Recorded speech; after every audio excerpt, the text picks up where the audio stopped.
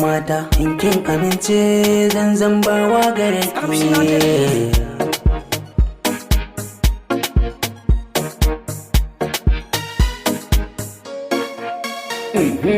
Ya gamo a hanyar tafiya ta daga yan budurwa na taku, so nake na ɗanye bata zance na ta zuciya ta na shakku. Salam alaiki yan mata na zo gare ki, in daure ki amsa wani sako na zana baki.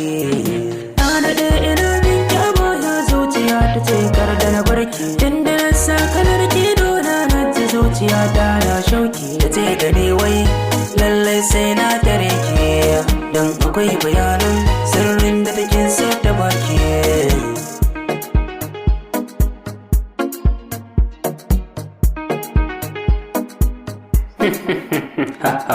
Farki furta mummunan zance wanda zuciya za ta yi jinya, in ya zama ban yau nasara ba zuciyar ki ne dole na juya. Sana zama kamar bayan hauka sannarin ki ne zana ba hanya, babu gane da ke damuna ko da likitoci masu jinya. Zama majjaloli kan hanya san ki ya zama min sanadiyya, kare amince zan bawa gare ki.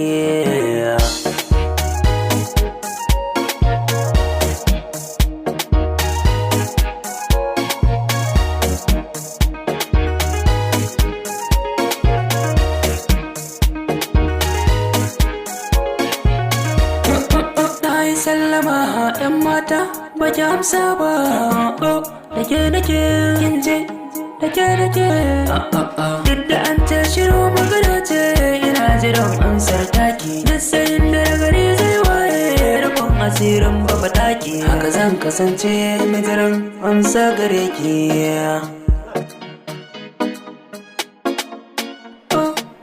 ‘Yan mata saurara, ‘yan mata saurara, tafiya zaki ba kara, na gaba kamar albara. Da rake amsa, ‘yan mata da rake amsa mini manufata, kar ki sa